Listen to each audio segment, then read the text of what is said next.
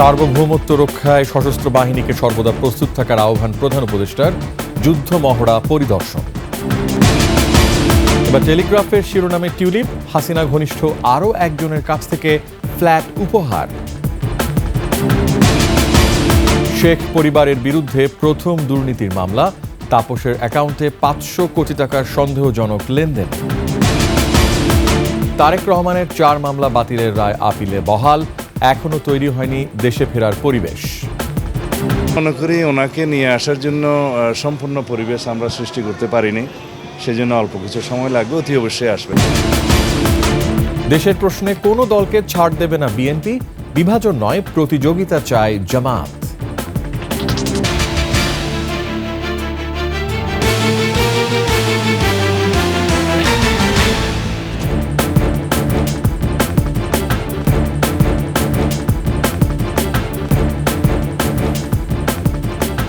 শুনছিলেন সংবাদ শিরোনাম, আমন্ত্রণ সন্ধ্যার 21 সংবাদে। সাথে আছি আমি রিয়াজ হাফিজ। দর্শক, 21 টেলিভিশনের সংবাদ একই সাথে সরাসরি দেখতে পাবেন আমাদের ফেসবুক পেজ www.facebook.com/2124 অনলাইনে। এছাড়া সাবস্ক্রাইব করতে পারেন www.youtube.com/21etv চ্যানেলে। সংবাদ আরও থাকছে। আস্থার জায়গা হয়ে উঠেছে সুপ্রিম কোর্ট হেল্পলাইন, সরাসরি ফোনে অভিযোগ করলেই আইনি সমাধান।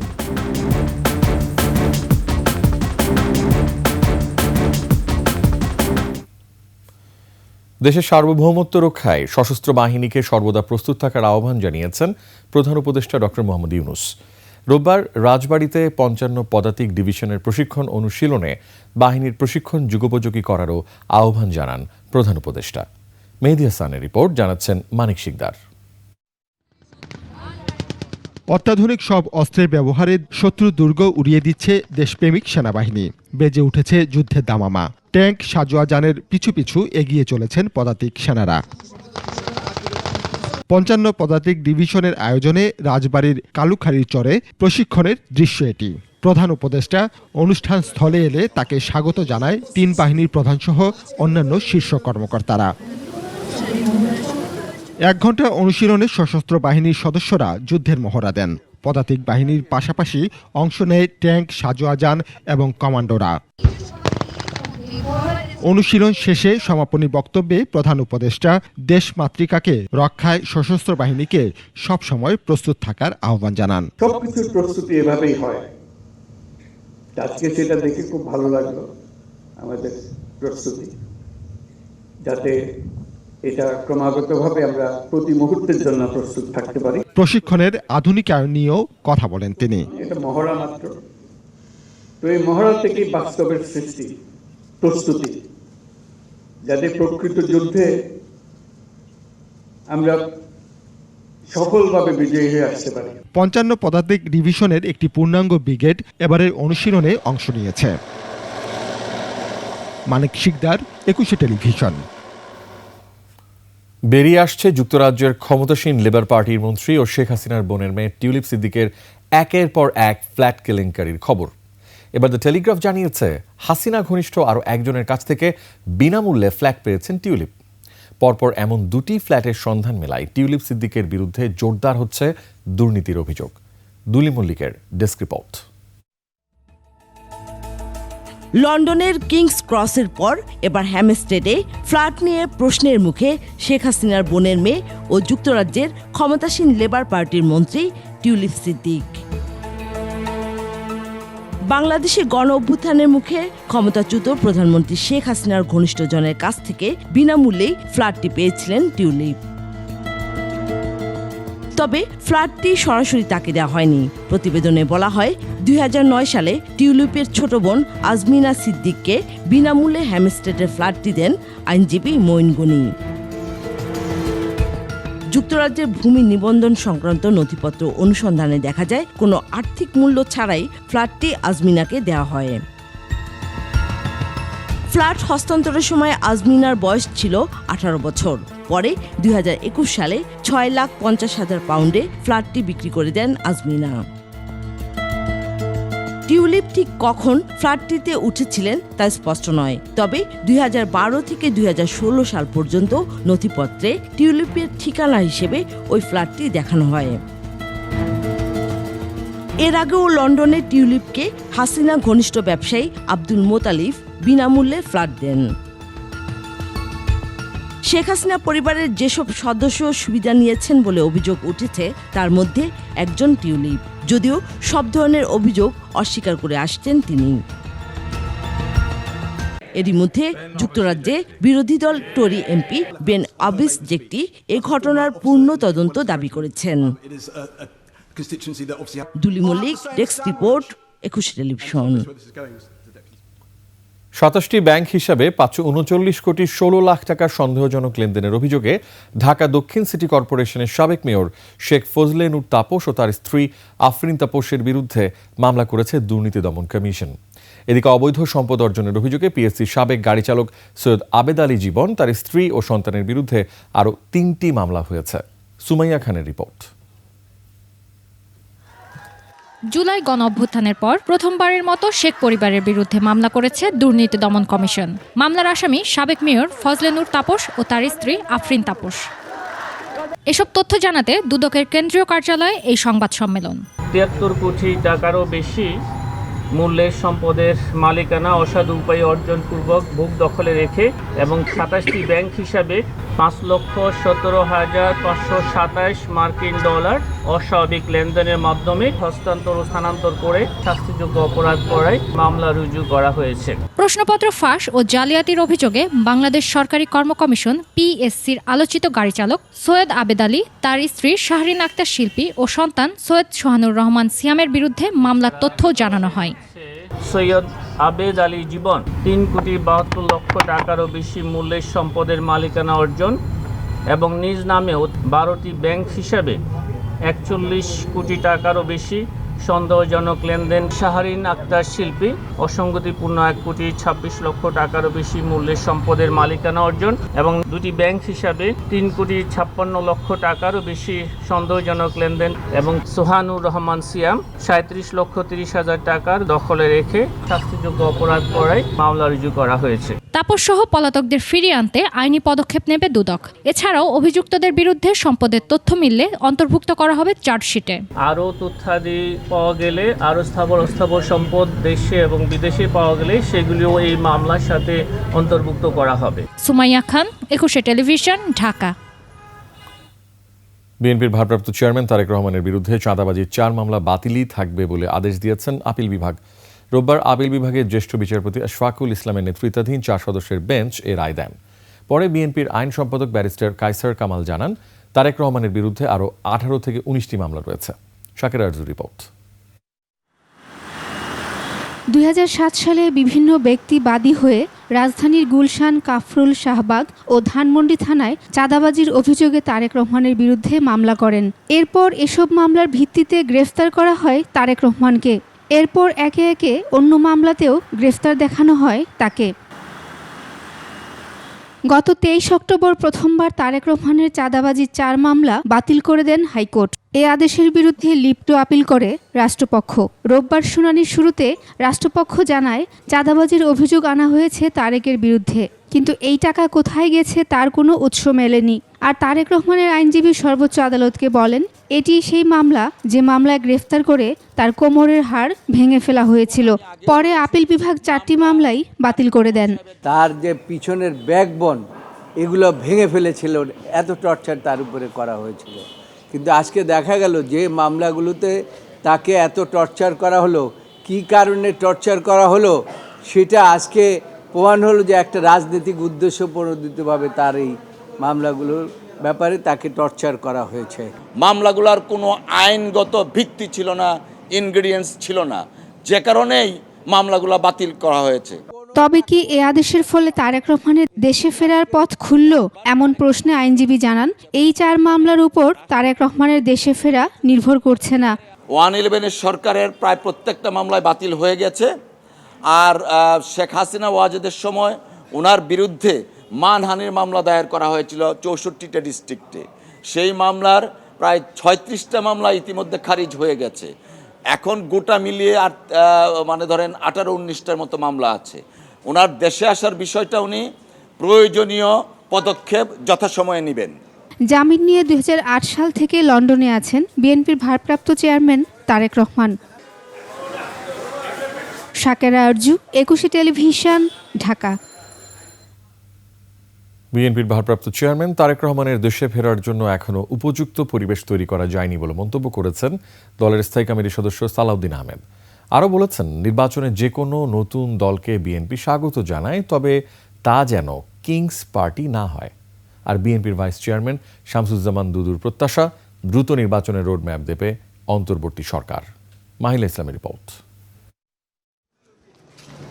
যুক্তরাজ্যে 2 সপ্তাহের সফর শেষে রোববার দুপুরে দেশে ফিরেছেন বিএনপির স্থায়ী কমিটির সদস্য সালাউদ্দিন আহমেদ। শাহজালাল আন্তর্জাতিক বিমানবন্দরে সাংবাদিকদের প্রশ্নের জবাবে কথা বলেন বিএনপির ভারপ্রাপ্ত চেয়ারম্যান তারেক রহমানের দেশে ফেরা প্রসঙ্গে। মনে করি ওনাকে নিয়ে আসার জন্য সম্পূর্ণ পরিবেশ আমরা সৃষ্টি করতে পারিনি, সেজন্য অল্প কিছু সময় লাগবে, অতি অবশ্যই আসবেন। ভারপ্রাপ্ত চেয়ারপারসন জাতিকে ঐক্যবদ্ধ রাখার জন্য, থাকার জন্য আমাদের সকল প্রয়াস নেওয়ার জন্য নির্দেশনা দিয়েছেন। অন্যথায় ফ্যাসিবাদ বিরোধী শক্তি এবং তাদের দোসররা আশকারা পেতে পারে, সেটা আমরা বুঝতে পেরেছি। দেশের স্বার্থে যে কোনো নতুন দলকে বিএনপি স্বাগত জানায় বলে এ সময় মন্তব্য করেন সালাউদ্দিন। নতুন রাজনৈতিক শক্তির যদি উদয় হয় আমরা স্বাগত জানাবো, তবে সেটা যেন কিংস পার্টি টাইপের এবং সরকারি সহযোগিতায় না হয়ে তারা সুষ্ঠু ধারায় রাজনৈতিক প্রক্রিয়ার মধ্যে জন্মগ্রহণ করে, সেটাই ভালো। অপরদিকে জাতীয় প্রেস ক্লাবে এক আলোচনায় যোগ দিয়ে দ্রুত নির্বাচন দেওয়ার দাবি জানান বিএনপির ভাইস চেয়ারম্যান শামসুজ্জামান দুদু। আমি আরো নিশ্চিত হতে চাই এই বছরের মধ্যেই গ্রহণযোগ্য একটি নির্বাচন হবে। মাহিলা ইসলাম, একুশে টেলিভিশন, ঢাকা। বক্তৃতা বিবৃতিতে বিএনপি জামায়াতের যে দূরত্ব বাড়ছে তা স্পষ্ট। যুগপৎ আন্দোলনের অন্যতম সঙ্গীকে দেশের প্রশ্নে কোনো ছাড় নয় বলছেন বিএনপি নেতারা। আর একসঙ্গে চলার পথে ভুলগুলো মুখ্য না ভেবে বরং প্রতিযোগিতায় অবস্থান প্রমাণের তাগিদ জামাত নেতাদের। আরও জানাচ্ছেন আকবর হোসেন সুমন। প্রায় 2.5 দশকের বন্ধুত্বের সম্পর্ক বিএনপি জামায়াতের। যুগপৎ আন্দোলনে একে অন্যের সঙ্গী যেমন হয়েছে, তেমনি জোট সরকার গঠন করে সহাবস্থান তৈরি করেছিল জাতীয় সংসদেও। 5 আগস্টের পর প্রকাশ্য মতবিরোধ ও একে অন্যের সমালোচনায় দৃশ্যমান হয়েছে এই দুই রাজনৈতিক দলের দূরত্ব। অনেক টার্মিনাল দখল সহ অনেক টেন্ডার ভাগাভাগির মধ্যে আপনাদের লোকরা কি জড়িত নেই? যদি আমরা ঐক্যবদ্ধ থাকি তাহলে দেশের বিরুদ্ধে কোনো ষড়যন্ত্র ইনশাআল্লাহ সফল হবে না। বিএনপির এই নেত্রীর মতে মূল গাছকে উপড়ে ফেললে চলবে না। আমাদের সঙ্গে যতক্ষণ আপনি ভালো থাকবেন, এখন আপনি যদি আগাছা হয়ে যদি মনে করেন গাছটাকেই উপড়ে ফেলেন, তাহলে তো হবে না। আপনি যে স্বর্ণলতা, আপনাকে বুঝতে হবে, আপনি যতই সুন্দর দেখান না কেন আপনি স্বর্ণলতা, আপনি আরেকটা গাছের উপর জীবনযাপন করেন, এটা আপনাকে বুঝতে হবে। প্রতিদ্বন্দ্বিতায় যেন সম্পর্কে বিভাজন সৃষ্টি না হয়, সেদিকে দৃষ্টি রাখার আহ্বান জামায়াত নেতার। একটা পরিবারে 5 জন সদস্য থাকলে তাদের মধ্যে একটা ভুল বোঝাবুঝি কোনো ছোটখাটো হয়ে গেলে হয়ে থাকতে পারে, কিন্তু সেটাকে মেজর এজেন্ডা না ধরে আমাদের মেজর এজেন্ডা ধরতে হবে এই দেশটা আমার। ন্যাশনাল ইস্যুতে আমরা কেউ কাউকে ছাড় দেবো না। ন্যাশনাল ইস্যুতে যদি আমিও আমার শত্রু হই, তাহলে আমার বিরুদ্ধেও আমি সাজা দিতে কুণ্ঠাবোধ করব না। অভ্যুত্থানের চেতনা থেকে বিচ্যুত হলে পরস্পরকে রক্ষা করা কঠিন হবে বলে মনে করেন জামায়াতের এই নেতা। ভিন্ন মত বিএনপি নেত্রীর। এখন চাঁদাবাজি যদি কেউ করে, এখনো যদি হল দখল করে, এখনো যদি কেউ ছাত্রদেরকে অন্যায়ভাবে তাদের উপরে কোনো মত চাপিয়ে দেয়, আমরা যেটা মাঝে মধ্যে বিভিন্ন মিডিয়াতে দেখছি যে এরকম কিছু ঘটনা ঘটছে, তো এই ঘটনা যদি কেউ ঘটে তাহলে এইটা জামাত বিএনপিকে রক্ষা করতে পারবে না, বিএনপি জামাতকে রক্ষা করবে। বিএনপি এমন একটা দল যে দল একা 300 আসনে 1-এর অধিক 5-এর অধিক আপনার নমিনেশনের জন্য প্রার্থীরা সক্রিয় থাকে। তো সেইখানে তো অন্য কোনো দল যারা অন্যের উপর নির্ভর করিয়া যাহাদের বাঁচিতে হয়, তাহাদের তো বড় কথা মানায় না। গণতান্ত্রিক প্রতিযোগিতায় মুখোমুখি হলেও শেষ রায় জনগণের হাতে বলে মনে করেন এই দুই রাজনীতিক। আকবর হোসেন সুমন, একুশে টেলিভিশন, ঢাকা। জনগণের ভোটের অধিকার ফেরাতে কমিশন প্রতিজ্ঞাবদ্ধ বলে জানিয়েছেন প্রধান নির্বাচন কমিশনার AMM নাসির উদ্দিন। নির্বাচন প্রশিক্ষণ কর্মসূচির উদ্বোধনী অনুষ্ঠানে সিইসি বলেন, অবাধ, সুষ্ঠু ও গ্রহণযোগ্য নির্বাচন আয়োজনে ইচ্ছাকৃত কোনো ভুল করবে না কমিশন। শিউলি শবনমের রিপোর্ট। আগারগাঁও নির্বাচনী প্রশিক্ষণ ইনস্টিটিউটে ভোটার তালিকা হালনাগাদ কর্মসূচি উপলক্ষে তথ্য সংগ্রহকারী ও সুপারভাইজার প্রশিক্ষকদের এই প্রশিক্ষণ। উদ্বোধনী অনুষ্ঠানে অংশ নিয়ে সিইসি বলেন, আগামী সংসদ নির্বাচনে জনগণ যাতে অবাধে ভোটাধিকার প্রয়োগ করতে পারে সে লক্ষ্যে কাজ করে যাচ্ছে কমিশন। সুষ্ঠু নির্বাচন আয়োজনে কমিশন ইচ্ছাকৃত কোনো ভুল করবে না বলেও প্রতিশ্রুতি দেন সিইসি। জাতির প্রতি প্রতিশ্রুতি হচ্ছে একটা free, fair and credible election জাতিকে উপহার দেওয়া, যেটা একদিন জাতি বঞ্চিত হয়েছে। 18 কোটি মানুষ যে বঞ্চিত, এই তাদের এই বঞ্চনার দুঃখ তারা বলার জন্য আছে, আমরা আছি। তা আমরা দায়িত্ব নিয়েছি ইনশাল্লাহ তাদের বঞ্চনা যাতে আমরা ঘুষাইতে পারি। নির্বাচন কমিশনার আবুল ফজল মোহাম্মদ সানাউল্লাহ বলেন, কেউ যাতে টাকার প্রতি মোটিভেটেড হয়ে ভোটার তালিকা হালনাগাদ না করে সে বিষয়ে সতর্ক থাকতে হবে। এ সময় সংশ্লিষ্টদের পেশাদারিত্বের সাথে দায়িত্ব পালনের নির্দেশ দেওয়া হয়। 50 জনের তালিকা নিয়ে সন্ধ্যাবেলায় বসে গেল 4টা পর্যন্ত স্কুল থেকে এসে, এর মধ্যে ভুল ভ্রান্তি রেখে দিল তড়িঘড়ি করতে গিয়ে। নো, এটা করা যাবে না। কেয়ার অ্যান্ড অ্যাটেনশন দিতে গেলে যে সময়ের দরকার, যে ধৈর্যের দরকার, যে ডেডিকেশনের দরকার, এতটুকু আপনাকে করতে হবে। বিগত সময়ের কলুষিত নির্বাচন ব্যবস্থা পুনরুদ্ধার করতে স্বচ্ছতার সাথে কাজ করার আহ্বান জানান নির্বাচন কমিশনাররা। এবারের ইলেকশন আমরা নির্বাচন যেভাবে কলুষিত হয়েছে সেইটাকে পুনরুদ্ধার করার জন্য আমাদের যা যা করার লাগে তাই করব। আমাদের রাজা হচ্ছে আমাদের আইন কানুন, বিধিবিধান, সর্বোপরি আমাদের বিবেক। তাই আমি আশাবাদী আবারও যে আমরা একটা সুষ্ঠু নির্বাচন অবশ্যই করতে পারবো। আগামী 20 জানুয়ারি থেকে শুরু হচ্ছে বাড়ি বাড়ি গিয়ে ভোটার তালিকা হালনাগাদ কার্যক্রম। সম্মানিত বিশেষ অতিথিবৃন্দ, Shiuli Shabnam, 21 television, Dhaka. Saudi company আরামকোর মতো দক্ষিণ কোরিয়ার স্যামসাংকেও বিমানবন্দর থেকে তাড়িয়ে দিয়েছিল বিগত সরকার, জানান অর্থ উপদেষ্টা ডক্টর সালেউদ্দিন আহমেদ। তবে অন্তর্বর্তী সরকার বিদেশি বিনিয়োগকারীদের সঠিক পরিবেশ দিতে বদ্ধপরিকর বলে জানান পররাষ্ট্র উপদেষ্টা মোহাম্মদ তৌহিদ হোসেন।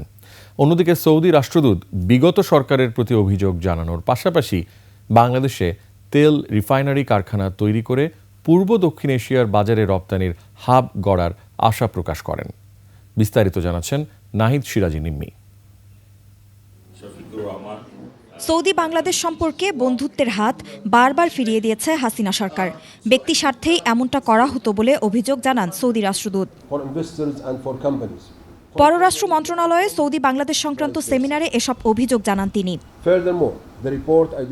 কেবল জনশক্তি রপ্তানিতেই নয়, বাংলাদেশে তেল রিফাইনারি কারখানা করে পূর্ব দক্ষিণ এশিয়ার বাজারে তেল রপ্তানির হাব গড়তে চায় সৌদি আরব, জানান সৌদি রাষ্ট্রদূত। Bangladesh is a green field for investors and for companies from Saudi Arabia and from all the companies and countries all over the world. বিনিয়োগ না বাড়ার কারণে শুধু দুর্নীতি না, বাংলাদেশের অতীতে পলিসিগত নানা ভুল সিদ্ধান্ত রয়েছে বলে জানান অর্থ উপদেষ্টা। Samsung came and they are also not welcome.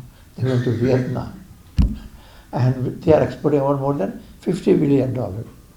আর আমাদের দেশে স্যামসাং কে এয়ারপোর্ট থেকে তাড়িয়ে দিলেন, and what happened? So these are the policies that, in fact, I sometimes, because I was at what time the governor of the central bank, there are a lot of wrong policies taken. অন্তর্বর্তী সরকার বিদেশি বিনিয়োগকারীদের সঠিক পরিবেশ দিতে বদ্ধপরিকর এবং সব দেশের জন্যই জনশক্তি প্রশিক্ষণ দেওয়া হবে বলে জানান পররাষ্ট্র উপদেষ্টা মোহাম্মদ তৌহিদ Hossain. I can assure the ambassador that the present government is definitely poised towards very positively towards this, and we are trying to make things really easy for the investors to come in. And I think the next time the Saudis come, Saudi entrepreneurs come here, they will find a much better atmosphere and much better welcome than they have received in the past. সর্বোপরি বাংলাদেশে বিনিয়োগ বাড়াতে অন্তর্বর্তী সরকারকে সহযোগিতার হাত বাড়ানোর আশ্বাস দেয় সৌদি সরকার। নাহিদ সিরাজি নিম্মি, 21 টেলিভিশন, ঢাকা।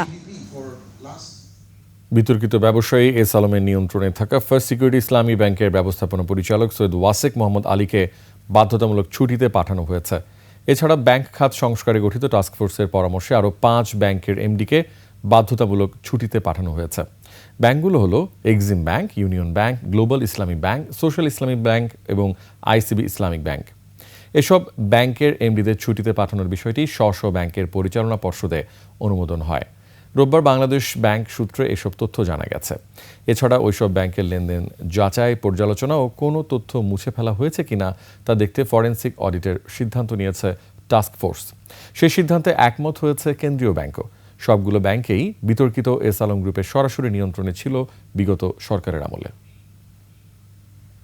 6 ব্যাংকের এমডি ছুটিতে থাকবেন, এটা সকল ব্যাংকের পর্ষদের সম্মিলিত সিদ্ধান্ত। এটা এজন্য করা হয়েছে যে এই ব্যাংকগুলোকে বাংলাদেশ ব্যাংক অ্যাসেট কোয়ালিটি রিভিউর আওতায় আমাদের একটা অডিট পরিচালনার বিষয়ে আমাদের পরিকল্পনা রয়েছে। তো এখানে ওনারা যেন অযাচিত কোনো হস্তক্ষেপ করতে না পারেন, তাতে এই প্রক্রিয়াটাকে স্বচ্ছ রাখার জন্য এমডিদেরকে সাময়িকভাবে ছুটিতে যেতে বলা হয়েছে। নিচ্ছি সংবাদ বিরতি, যখন ফিরছি তখন থাকছে।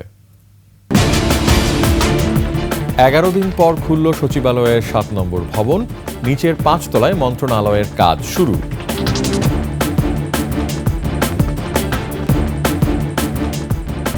আবারও আমন্ত্রণ সন্ধ্যার 21 সংবাদে। জুলাই ঘোষণাপত্র নিয়ে দ্রুতই রাজনৈতিক দলগুলোর সাথে আলোচনায় বসবেন প্রধান উপদেষ্টা, জানিয়েছেন প্রেস সচিব শফিকুল আলম। একই সঙ্গে জানান, শেখ মুজিবের খুনিদের বিভিন্ন দেশ থেকে যে প্রক্রিয়ায় এনে বিচার হয়েছে তার চেয়েও বেশি গুরুত্ব দিয়ে শেখ হাসিনাকে ফিরিয়ে আনা হবে। আরও জানাচ্ছেন প্রণব চক্রবর্তী। সমসাময়িক বিভিন্ন বিষয়ে বিস্তারিত জানাতে রাজধানীর ফরেন সার্ভিস একাডেমিতে প্রধান উপদেষ্টার প্রেস উইংয়ের এ সংবাদ সম্মেলন। বিচারের প্রক্রিয়া চলমান, কিন্তু শেখ হাসিনাকে দেশে ফেরাতে উদ্যোগের অগ্রগতি জানতে চাইলে প্রধান উপদেষ্টার প্রেস সচিব শফিকুল আলম জানান, এ বিষয়ে ভারতের আনুষ্ঠানিক বক্তব্য না পেলেও তাকে ফেরাতে এবং বিচার শেষ করতে অব্যাহত রয়েছে জোর প্রচেষ্টা। তার বাবার খুনিদেরকে পার্সু করে অনেক জায়গা থেকে নিয়ে এসে এখানে বিচার করেছেন, তার চেয়ে আরো দ্বিগুণ, আরো অনেক বেশি রিলেন্টলেসলি তাকে আমরা পার্সু করে তাকে দেশে ফিরিয়ে এনে তাকে বিচারের সম্মুখীন করা হবে। আমরা যদি না পারি আমাদের সময়ে, তারপরে যারা আসবেন তারা চেষ্টা করবে। এটা জাতির একটা আকাঙ্ক্ষা। শেখ হাসিনার গুম খুনের নজিরও শিগগিরই উন্মুক্ত হবে জাতির সামনে। হাসিনার আমলের তো মানে পাপাচারের তো শেষ নাই, যে দুই একটা আয়না ঘরে আমরা আপনাদেরকে ভিজিটের একটা ব্যবস্থা সামনে করব। জুলাই ঘোষণাপত্রের বিষয়ে রাজনৈতিক দলগুলোর সাথে প্রধান উপদেষ্টা খুব দ্রুতই আলোচনায় বসবেন বলে জানান প্রেস সচিব। পলিটিক্যাল পার্টিগুলোর সাথেও কথাবার্তা হবে। আশা করছি যে আপনারা এই বিষয়ে সামনে আরো ডেভেলপমেন্ট দেখবেন। সাংবাদিক দম্পতি সাগর রুনির হত্যার রহস্য উন্মোচনে পিবিআইয়ের কর্মতৎপরতা চলছে বলেও জানানো হয় সংবাদ সম্মেলনে। সাগর রুনির বিষয়ে আমরা বলতে পারি, এটা নিয়ে রিওপেন করা হয়েছে। পিবিআইয়ের প্রধান এটা দিয়েছে, ওনার সাথে আজকে আমাদের কলিগের কথা হয়েছে। প্রণব চক্রবর্তী, 21 টেলিভিশন, ঢাকা। সিরাজগঞ্জের জেলা আওয়ামী লীগের সভাপতি ও সাবেক মৎস্য ও প্রাণী সম্পদ মন্ত্রী আলহাজ আব্দুল লতিফ বিশ্বাসকে সেনাবাহিনী নেতৃত্বে যৌথ বাহিনী আটক করেছে। বেলকুচি থানার ভারপ্রাপ্ত কর্মকর্তা জাকারিয়া হোসেন জানান, দুপুরে সাবেক মন্ত্রীর নিজ বাড়িতে অভিযান চালায় যৌথ বাহিনী। সে সময় লতিফ বিশ্বাসকে আটক করে সিরাজগঞ্জে নিয়ে আসা হয়। অতীতের বিভিন্ন মামলায় তাকে গ্রেফতার করা হয়েছে বলে জানিয়েছেন জেলা প্রশাসক নজরুল ইসলাম। রংপুরে জুলাই আন্দোলনের শহীদ বেগম রোকেয়া বিশ্ববিদ্যালয়ের শিক্ষার্থী আবু সাইদ হত্যায় জড়িত থাকার অভিযোগে 71 শিক্ষার্থীকে চিহ্নিত করেছে তদন্ত কমিটি। এদের মধ্যে 15 জন শিক্ষার্থীর বিরুদ্ধে আইনি ব্যবস্থা এবং 56 জনকে বিভিন্ন মেয়াদের সাময়িক বহিষ্কার করা হয়েছে। রোববার বিশ্ববিদ্যালয়ের সিন্ডিকেট সভায় সর্বসম্মতভাবে এসব সিদ্ধান্ত পাশ হয়। পরে উপাচার্য অধ্যাপক ডক্টর শওকত আলী আরও জানান, বিশ্ববিদ্যালয়ে ছাত্র সংসদ নির্বাচনের আগে শিক্ষক সমিতি, কর্মকর্তা কর্মচারী ইউনিয়ন নিষিদ্ধ করা সহ সব ধরনের নির্বাচন বন্ধ ও লেজুর বৃত্তির রাজনীতি বন্ধ ঘোষণা করা হয়েছে। এছাড়া ক্যাম্পাসের সব ক্রিয়াশীল সংগঠন ও অংশীজনদের সাথে আলোচনা করে ছাত্র সংসদ নির্বাচনের রোড ম্যাপ ঘোষণা করা হবে বলে সিন্ডিকেটে সিদ্ধান্ত হয়। বিচারাঙ্গনে আইনজীবী, কর্মকর্তা বা কর্মচারী কিংবা বিচারক দুর্নীতি অনিয়ম করলে রেহাই পাচ্ছেন না কেউই। বিচার প্রার্থীরা সরাসরি ফোনে অভিযোগ জানিয়ে নিচ্ছেন সমাধান। বিশ্লেষকরা বলছেন, বিচার প্রার্থীদের আস্থার জায়গা হয়ে উঠছে সুপ্রিম কোর্ট হেল্পলাইন। একই সঙ্গে হাইকোর্টের কোনো বিচারপতির বিরুদ্ধে অভিযোগ পেলে কাজ করছে সুপ্রিম জুডিশিয়াল কাউন্সিল। শাকির আরজুর রিপোর্ট। দীর্ঘদিন খোঁজাখুঁজির পরও সিভিল রিভিউ মামলার নথিপত্র খুঁজে না পেয়ে সুপ্রিম কোর্ট হেল্পলাইনে কল সেন্টারে অভিযোগ জানান লালমনিরহাটের শামসুজ্জোহা। পরে সুপ্রিম কোর্ট প্রশাসন বিষয়টি পদক্ষেপ নিলে নথি খুঁজে পান তিনি। ৬২ সালের মামলা আমার, ওইটার নথিটা গায়েব করেছিল। প্রধান বিচারপতি বরাবর হেল্প ডেস্কে ফোন দিয়ে আবেদন করে তারপর এটা উদ্ধার করি।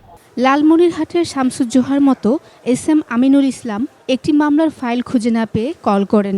এরপর 2 কার্য দিবসের মধ্যেই পেয়ে যান ফাইলটি। মিসফেল হয়ে আসছিল বা কিছু, হ্যাঁ, তারপর ওই ক্লিয়ার করা খুঁজে পাচ্ছিল না, তারপরে আমি ওই কমপ্লেইন করছিলাম। পরে আমরাও পেয়েছি, সেও আমাকে করছে যে খোঁজ পাওয়া গেছে।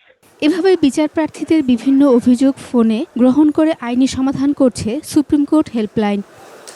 সুপ্রিম কোর্ট হেল্পলাইনে গত 1 মাসে বিচারক, আইনজীবী ও কর্মচারীদের বিরুদ্ধে 33টি অভিযোগ এসেছে। শুধু গত মাসেই 12 জন নিম্ন আদালতের বিচারকের বিরুদ্ধে অভিযোগ এসেছে। এই জিনিসটা কিন্তু আগে কখনো ছিল না। আমাদের বিচার ব্যবস্থায় একটা বিশাল গলদ ছিল, বিশাল দুর্নীতির একটি জায়গা রয়েছে। সুপ্রিম কোর্টের প্রশাসনের উচিত এখন সুপ্রিম কোর্ট আইনজীবী সমিতির সঙ্গে বসা, একত্রিত হওয়া, কারণ সব সমাধান কিন্তু সুপ্রিম কোর্ট দিতে পারবে না। যেমন একজন লয়ারের সঙ্গে লয়ারের অভিযোগের বিষয়টা, সেটা কিন্তু সুপ্রিম কোর্ট প্রশাসন দিতে পারবে না। আইন বিশ্লেষকরা বলেন, কোনো বিচারকের বিরুদ্ধে যদি অভিযোগ দেয় তবে তা যাচাই বাছাই করে আইনি পদক্ষেপ নিতে পারে সুপ্রিম কোর্ট। সুপ্রিম কোর্টের উচিত বিশেষ করে আমাদের বর্তমান প্রধান বিচারপতি মানুষের যে আস্থা, দ্রুততার সঙ্গে এগুলো নিষ্পত্তি করে, এর জন্য কোনো কারণে একটা আমলাতান্ত্রিক জটিলতার মধ্যে একটা ফাইলবন্দি না হয়ে থাকে। একই সঙ্গে হাইকোর্টের বিচারপতিদের অনিয়ম, দুর্নীতি আর অসদাচরণের বিরুদ্ধে কাজ করছে সুপ্রিম জুডিশিয়াল কাউন্সিল বলে জানান আইন বিশ্লেষকরা। ওনারা কাজ করে যাচ্ছেন বিচার বিভাগের উন্নতির জন্য, বিচার বিভাগকে দুর্নীতিমুক্ত করার জন্য। তো এটুকু এই মুহূর্তে বলতে পারি যে হ্যাঁ, এখানে পদক্ষেপ নেওয়া হয়েছে এবং হচ্ছে। যে 12 জন বিচারপতি সম্পর্কে তিনি বলেছিলেন যে তিনি তাদেরকে ছুটিতে পাঠিয়েছেন সাময়িক সময়ের জন্য। আমরা যতটুকু জেনেছি যে সুপ্রিম জুডিশিয়াল কাউন্সিল সেক্ষেত্রে কাজ করেছে। আমরা এও জেনেছি যে তাদের একটা প্রাথমিক রিপোর্ট মহামান্য রাষ্ট্রপতির কাছে প্রেরণ করা হয়েছে। এদিকে 2020 সালে সুপ্রিম কোর্টে দুর্নীতি, অনিয়ম ও আর্থিক লেনদেন বন্ধে অভিযোগ বক্স স্থাপন করে সুপ্রিম কোর্ট আইনজীবী সমিতি। তবে সেটির কার্যকারিতা আর নেই বলে জানান বারের সম্পাদক। প্রধান বিচারপতি সৈয়দ রেফাত আহমেদের নির্দেশে গত বছরের 26 সেপ্টেম্বর হেল্পলাইন সেবা চালু করে। শাকেরা আরজু, 21 টেলিভিশন, ঢাকা।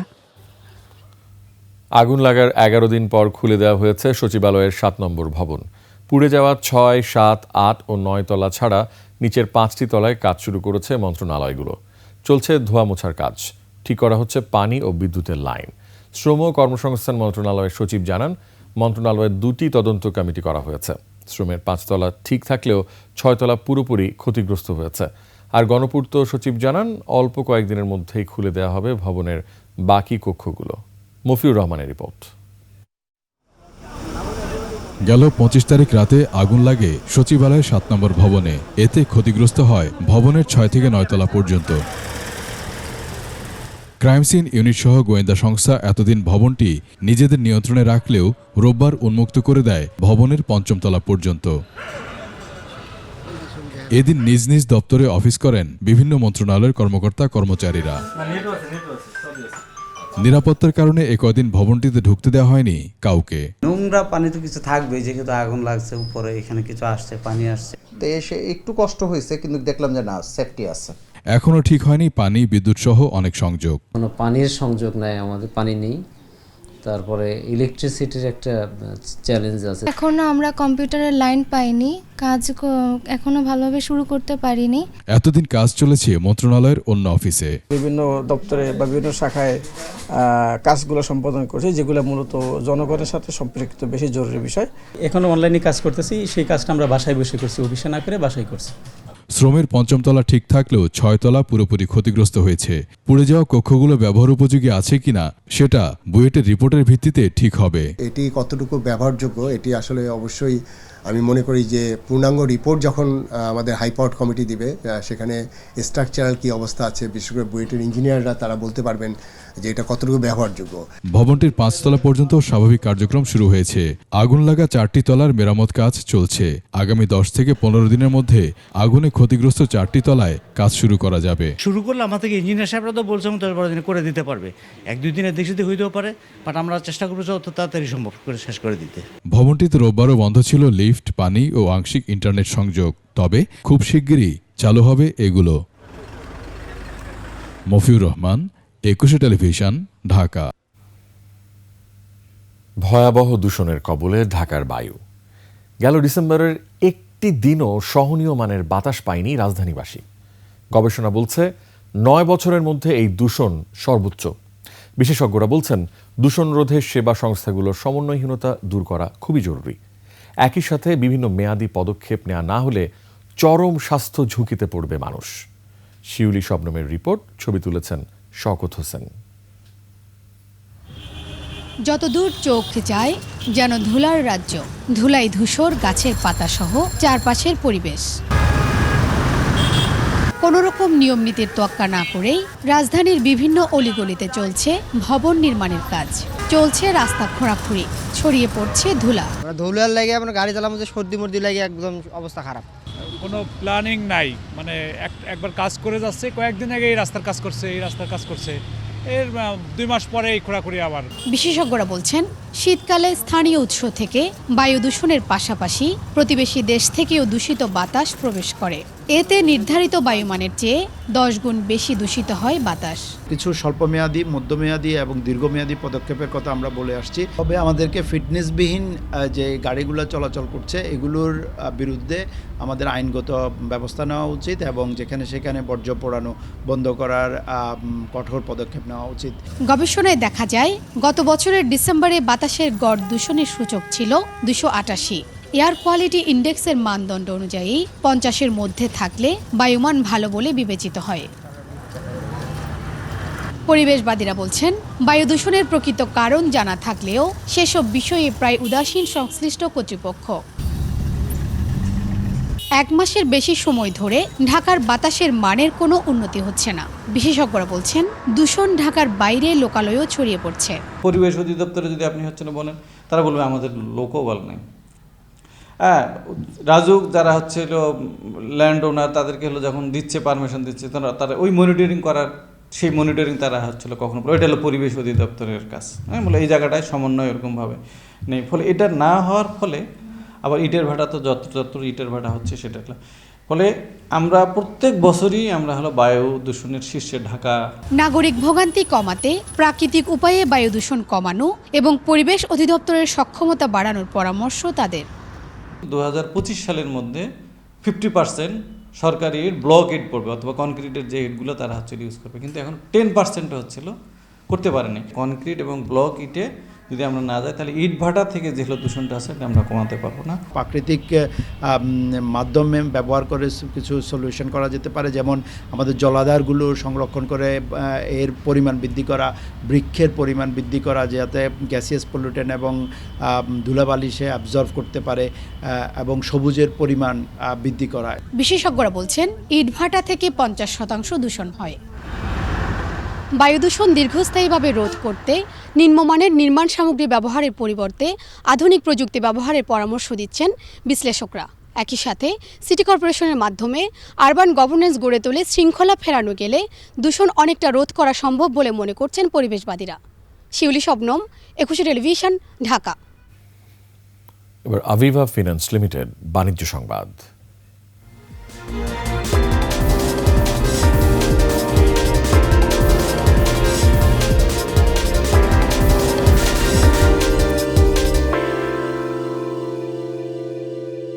রাজধানীতে হতে যাচ্ছে 4 দিনব্যাপী আন্তর্জাতিক গার্মেন্টস, অ্যাক্সেসরিজ ও প্যাকেজিং এক্সপো, গ্যাপ এক্সপো।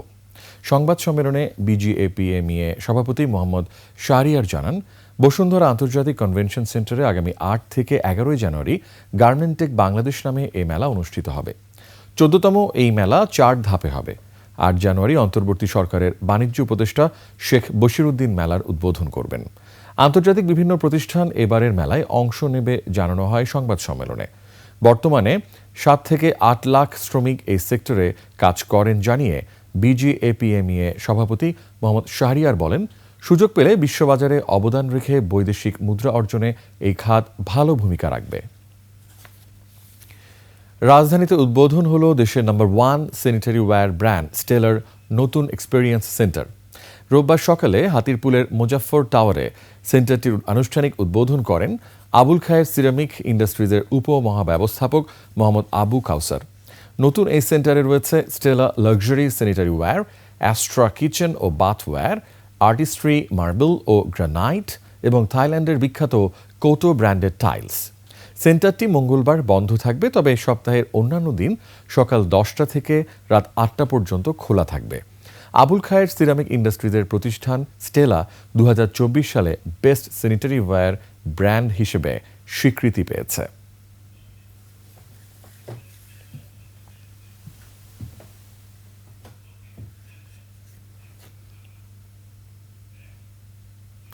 নিচে আরও একটি সংবাদ বিরতি, যখন ফিরছি তখন থাকছে। চীনে নতুন ভাইরাস আতঙ্ক, এশিয়ার দেশগুলোতে ছড়িয়ে পড়ার শঙ্কা। আবারও আমন্ত্রণ সন্ধ্যার 21 সংবাদে। রাজনৈতিক প্রভাব মুক্ত থেকে নিরপেক্ষভাবে নির্বাচন অনুষ্ঠানে দায়িত্ব পালনে আনসার বাহিনীকে প্রশিক্ষণ দেওয়া হয়েছে এবং সামনের নির্বাচনে তাদেরকে ভিন্ন রূপে দেখা যাবে বলে জানিয়েছেন আনসার ও ভিডিপির মহাপরিচালক মেজর জেনারেল আব্দুল মোতালেব সাজ্জাদ মাহমুদ। সকালে গ্রাম প্রতিরক্ষা বাহিনীর 49তম প্রতিষ্ঠাবার্ষিকী ও ভিডিপি দিবস উপলক্ষে জাতীয় সমাবেশের উদ্বোধন শেষে সাংবাদিকদের প্রশ্নের জবাবে এসব কথা বলেন মহাপরিচালক। পরে তার নেতৃত্বে র্যালি বের হয়ে একাডেমির বিভিন্ন স্থান প্রদক্ষিণ করে। র্যালি শেষে জাতীয় সমাবেশের কার্যক্রম সুষ্ঠুভাবে সম্পন্ন করতে দিক নির্দেশনা প্রদান করেন মেজর জেনারেল আব্দুল মোতালেব সাজ্জাদ মাহমুদ। এছাড়া সামাজিক নিরাপত্তা ও উন্নয়নের অঙ্গীকার স্লোগান নিয়ে এগিয়ে চলা আনসার ভিডিপির 100% সফলতা নিশ্চিতে সবাইকে সজাগ থাকার আহ্বান জানান বাহিনী প্রধান। আমাদের ইলেকশনের প্রস্তুতিটা আসলে আমাদের সংস্কারের সাথে এবং এদের নিজেদের ভূমিকার যে উন্নয়ন সেটার সাথে সম্পৃক্ত। এটা একই সাথে চলছে। ইনশাল্লাহ আপনারা ইলেকশনের আগে এই আনসার এবং ভিডিপিকে একটা ভিন্ন রূপে দেখবেন, যে neutrally they will play their role. শেষ করছি সন্ধ্যার 21 সংবাদ, তবে যাবার আগে সংবাদ শিরোনামগুলো আরও একবার। সার্বভৌমত্ব রক্ষায় সশস্ত্র বাহিনীকে সর্বদা প্রস্তুত থাকার আহ্বান প্রধান উপদেষ্টার, যুদ্ধ মহড়া পরিদর্শন। এবার টেলিগ্রাফের শিরোনামে টিউলিপ, হাসিনা ঘনিষ্ঠ আরও একজনের কাছ থেকে ফ্ল্যাট উপহার। শেখ পরিবারের বিরুদ্ধে প্রথম দুর্নীতির মামলা, তাপসের অ্যাকাউন্টে 500 কোটি টাকার সন্দেহজনক লেনদেন। তারেক রহমানের 4 মামলা বাতিলের রায় আপিলে বহাল, এখনো তৈরি হয়নি দেশে ফেরার পরিবেশ। দেশের প্রশ্নে কোনো দলকে ছাড় দেবে না বিএনপি, বিভাজন নয় প্রতিযোগিতা চায় জামাত।